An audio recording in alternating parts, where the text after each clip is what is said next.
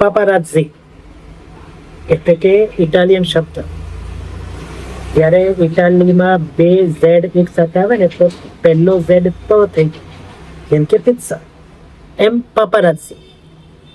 આપણે ગુજરાતીમાં એક સમયે પીળું પત્રકાર હતો, આવો શબ્દ વાપરતા, એ જ આ પાપારાઝી.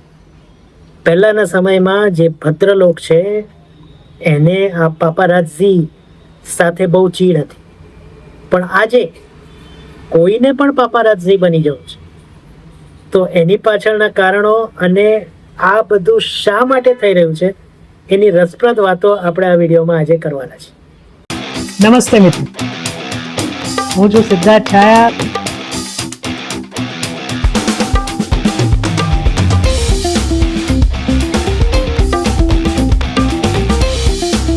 તો સ્વાગત છે તમારું સિટ ટોક્સમાં. નમસ્તે મિત્રો, હું છું સિદ્ધાર્થ છાયા અને સિટ ટોક્સના નવા અનોખા વિડીયોમાં તમારું સ્વાગત છે.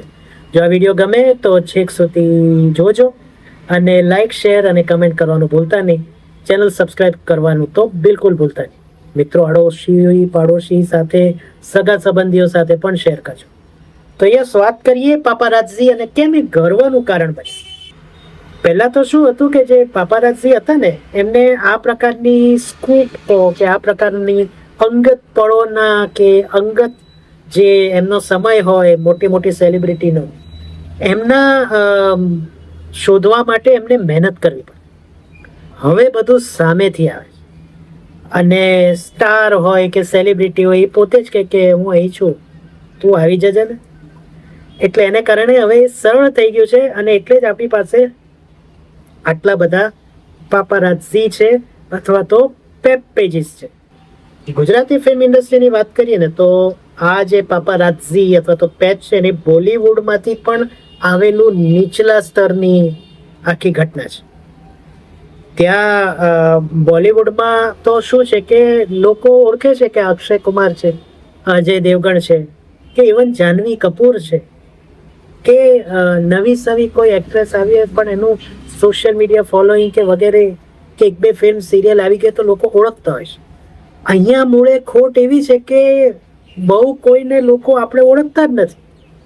તેમ છતાં પાપારાઝીઓ અથવા તો પેપ પેજીસ એની આગળ પાછળ ફરે છે. હવે 13 વર્ષ થયા ગુજરાતી ફિલ્મ ને ઊભા થયા. સાઉથમાં તો શું છે કે જે સ્ટાર્સ છે એમની તો એવી ભક્તિ થાય છે કે વાત ન પૂછો. હવે ત્યાં પેપ અથવા પાપારાઝીની શું સ્થિતિ છે આપણને ખબર નથી, પણ એની સાવ વિરુદ્ધ દિશામાં જોઈએ ને તો આપણી ગુજરાતી ફિલ્મ ઇન્ડસ્ટ્રી છે. એવા કોઈ સ્ટાર્સ નથી જે એમ કે મારું નામ છે, ફિલ્મ ચાલી જશે. હા, એક નામ યાદ આવે, સિદ્ધાર્થ રાંદેરી. તો જો બાકીના બધા આવા હોય તો પછી આટલી બધી એટલે કે આવો અતિ ઉત્સાહ શા માટે? એમને સ્પોટ કરવા માટે, એમને ક્યાં જાઓ છો, શું કરો છો, કેમ અહીંયા આવ્યા, એ બધું પૂછવા માટે. કોઈને પડી છે ખરી? મને તમને પડી છે ખરી કે આણે શું કર્યું, આણે શું ખરીદ્યું, આણે શું વેચ્યું? કોઈને આપણને પડી નથી. તો આટલો બધો ઉત્સાહ કેમ? તેમ છતાં ગમે ત્યાં આ લોકો પહોંચી જાય છે અને હેલો સર, હેલો મેડમ એવું પૂછે છે. આમાં પણ મેચ ફિક્સિંગ તો ખરી જ, પણ એના વિશે આપણે પછી વાત કરીએ છીએ. તો પ્રીમિયર હોય ને તો પ્રીમિયર એ આ પેપ્સના સોફ્ટ ટાર્ગેટ હોય છે, કારણ કે ત્યાં ઢગલો સેલિબ્રિટીઝ પણ મળે છે અને ઢગલો દર્શકો પણ મળે છે, એટલે કે સામાન્ય પબ્લિક. એટલે ગમે તેની સામે માઇક ધરી દે એટલે બોલવાના જ છે. હવે જે બોલે છે એને ખબર નથી કે આને કેટલા ફોલોઅર્સ છે ને આની રીચ કેટલી છે ને આને કેટલી લાઇક, શેર અને ખાસ કરીને તો કમેન્ટ મળે છે. લાઇક શેર તો થઈ રાખે પણ કમેન્ટ એ મેઇન વસ્તુ છે કોઈ પણ સોશિયલ મીડિયામાં, કે તમને ખબર પડે કે તમારું જે કોન્ટેન્ટ છે એને લોકો કઈ રીતના ટ્રીટ કરી રહ્યા છે. અહીંયા તો એ જોતા જ નથી, સીધું માઇક ઠોસી દીધું એટલે બોલવા.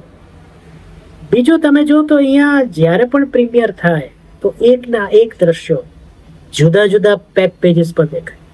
નહીં તો એ 7 થી 10 પેપ પેજીસ જે રેગ્યુલર આપણી ઇન્સ્ટાગ્રામ ફીડમાં આવતા હોય છે, એકના એક અહીંયા ઊભા હતા, અહીંયા ઊભા હતા. ઓહો, આ લોકો તો આની સાથે વાત કરી રહ્યા છે. કેમ વાત ના કરે? બે માણસો ભેગા થાય તો વાત ના કરે આમનું હમણે કેટલું ડાઉન ટુ અર્થ છે, કેવા સાદા કપડાં પહેરે, તો કેમ ન પહેરે? આવી બધી વાતો લઈને આ પેપ પેજીસ આવતા હોય છે.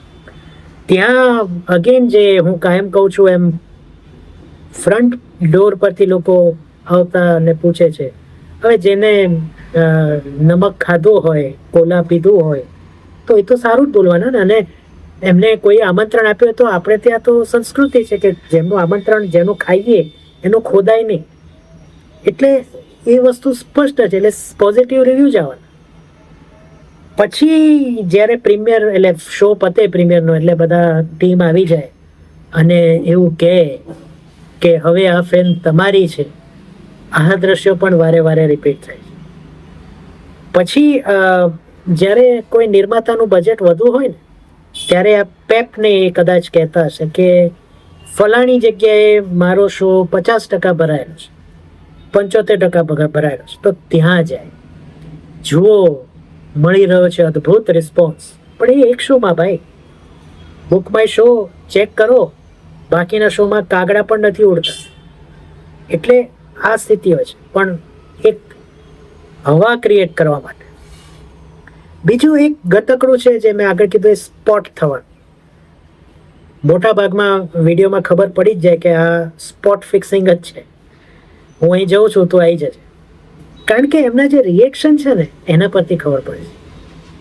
કોક વાર એવું બનતું હશે કે અચાનક પેલો નીકળ્યો હોય અને કોઈ એક એક્ટર મળી જાય, તો એવા પણ તમે જોજો કે એમાં એ અનકમ્ફર્ટેબલ હશે, એ જે તે સ્ટાર કે કલાકાર. અરે તમે કેમ અહીંયા આવ્યા છો? અરે મારી ફિલ્મની સ્ક્રિપ્ટ સાંભળવા આવ્યો હતો. તો બીજું શું કહેશો આ ફિલ્મ? એ તો સસ્પેન્સ છે, એ ના કહેવાય. આની આ જ વાતો, કંઈ નવું કશું નહીં. તમારે ઘેર બાબો આવ્યો, બેબી આવી, આવી વાત જ હોય. તો શું એના માટે બાળોતિયા લેવા આવ્યા છો? આવું પણ કોઈક દિવસ પૂછશે. કંઈ કહેવાય નહીં આ લોકો. પેલા વિરલ ભાયાણીના પેજીસ જોયા છે મુંબઈમાં?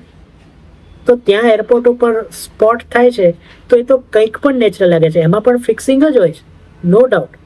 પણ જેમ કે હમણાં એક અક્ષય કુમારનો હતો કે આપ દિલ્હી ક્यों जा रहे हो, એવું પૂછ્યું કે તું મેરા મામા લગતા હે. તો કંઈક તો રિયલ લાગ્યું. અહીં તો જો એમાં એવું છે ને કે હું અહીંયા આવ્યો તો આમ હતો, અમે આમ કરીએ છીએ, આના સિવાય કોઈ, એટલે કોઈ એવું કુદરતી રિએક્શન જ નહીં સ્ટાર્સનું. પછી એક નવું મેં હમણાં જોયું, રેસ્ટોરન્ટમાં ચા પીતા કે સ્ક્રિપ્ટ ડિસ્કસ કરતા બે લોકો, અને એ પણ આપણી ગુજરાતી ફિલ્મ ઇન્ડસ્ટ્રીના 3જા 4થા વર્ગના કર્મચારીઓ, અને એ કાચમાંથી બહારથી પેલો સ્પોટ કરે, અરે જુઓ ફલાણા અહીંયા આવ્યા છે ચા પીવા.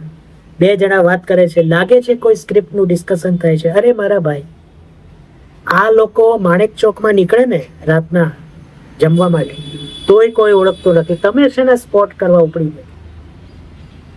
આ સ્તર છે તમારું.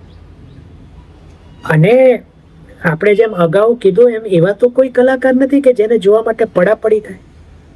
જો એવું જ હોય તો એક કામ કરો, જ્યારે આ લોકોને તમે સ્પોટ કરો ત્યારે લાઈવ કરો કે બોપલમાં આ રેસ્ટોરન્ટમાં આ જગ્યાએ આ 2 જણા ડિસ્કસ કરી રહ્યા છે. પછી કલાક રાહ જો, કેટલા જણા આવીને એમને જોવા માટે તત્પર થાય છે. આને કહેવાય રિયલ જર્નલિઝમ. પણ આપણે ત્યાં એ નથી થતું. તો આટલી બધી તત્પરતા કે આટલું બધું મેચ ફિક્સિંગ શા માટે? પહેલા સ્ટાર્સની વેલ્યુ તો થવા દો. કોઈ એવો સ્ટાર હોય જેની સળંગ 5, 6, 7 ફિલ્મો હિટ ગઈ હોય. આ હિટમાં પણ પાછું અલગ ગોટાળો છે, કારણ કે આપણને બજેટ તો ખબર જ નથી પડતી. એટલે આપણે કેમ નક્કી કરીએ કે રનિંગ સક્સેસફુલી હશે? આ બધાના જે કોઈ પણ તમે જોશો તો જે વ્યૂઝ હશે એ કદાચ વધુ હશે. વ્યૂઝમાં પણ ટેકનિકલ જુઓ ને તો બધું ઘણા બધા લોચા હોય છે કે વ્યૂ એટલે 3 સેકન્ડ સુધી કેટલા ટક્યા, 3 સેકન્ડ પછી કેટલા ટક્યા. એ જે અંદરની વાત છે ને, એ તો એ આ પેપ પેજીસને જ ખબર હોય, કારણ કે એ એનાલિટિક્સ એમની પાસે જ હોય. તો વ્યૂઝ તો બાજુમાં મૂકો, પણ કમેન્ટ કેટલી આવી, લાઈક કેટલી આવી, આ આંગળીના વેઢા છે ને એ પણ વધી જાય એટલી જ આવતી હોય. ઠીક છે, તમને તમારા પૈસા મળે છે, કેટલા મળે છે, તમને સ્ટાર કે કલાકાર આપે છે કે ભાઈ તું અહીં આવી જજે તને આટલા મળશે, આપણે એમાં નથી પડતું, પણ છે તો સ્પોટ ફિક્સ. અને અમારી સૌરાષ્ટ્રની ભાષામાં કહું ને, બહુ ભૂંડું લાગે છે, પોકવા. અમને ખબર છે કે આ શું થઈ રહ્યું છે, અમને ખબર છે, એમ દર્શકોને પણ ખબર છે, અથવા તો પ્રજાને પણ ખબર છે, ઇન્ડસ્ટ્રી વાળાને પણ ખબર છે, તમને તો ખબર છે જ.